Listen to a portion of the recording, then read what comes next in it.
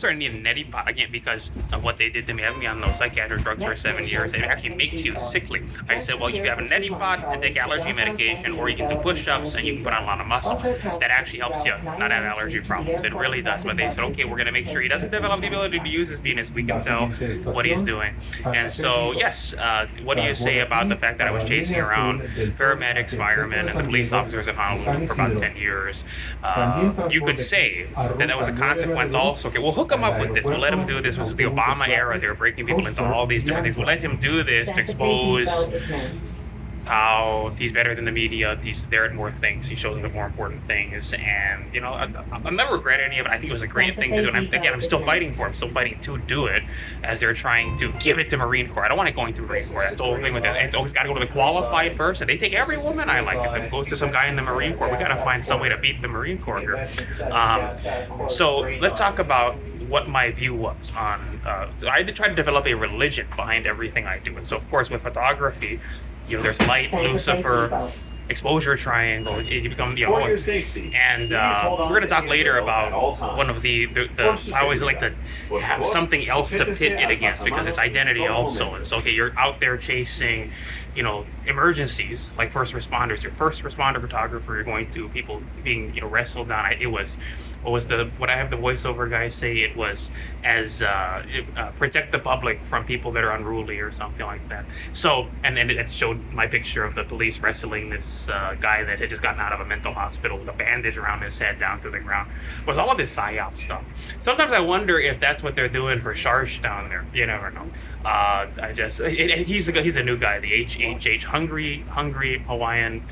And what he does is he doesn't show up at most of the incidents himself. He aggregates different people, so they want to help him, not the mainstream media. So he serves as this kind of intermediary between people that are on, you know, happen to be passing by an incident, take a picture of the police or firefighters or, you know, paramedics on scene or something really big, and then the media uses it for him.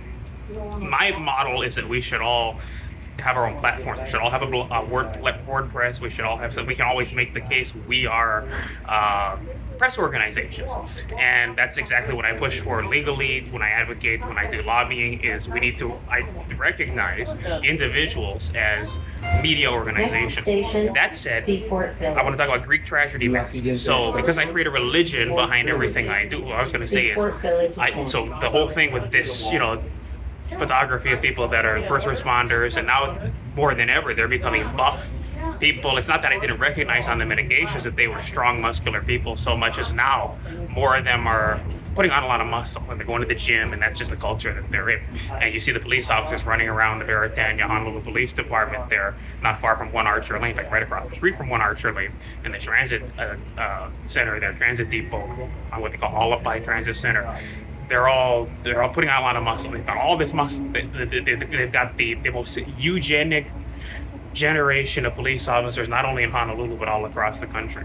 So what I wanted to do is, okay, so because I do all of this, there's the soft side of me. So I've got another website where I'm a street photographer that goes around and takes candid pictures of couples, you know, doing public display of affection, which would be my case to get a girlfriend. Because how come I can't do that too? I have to be on the other side of the lens. I look at it like Greek tragedy masks. So I always had this way of looking at crime and punishment and, you know, law and order as like, well, Bloods and Crips. And I always just kind of knew. And there's a truth to it, that, well, as George Bush rolled out Homeland Security, and the best way to get welfare is to become a police officer. And this is how we're going to give you your welfare so that you have value in society. It's not an SSI check. That pretty much the new Bloods and Crips is cops and robbers.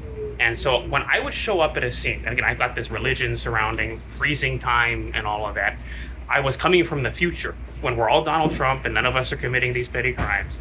And if you're rich enough, you would not have to do this kind of thing and have Bloods and Crips. You could just have MGM versus Caesars, and that's the war you can be caught up in. And you can be the beneficiary of all of this money coming from hotels and resorts. That's the way I look at the world. So it's really, when I would take pictures, even though, and you haven't kind of looked at it that way, because you're elevating the criminal also, the one that's being taken down, because in the picture, both are archetypes. And so I ripped the Greek tragedy masks off of everyone involved, especially when it's the cops and robbers scene.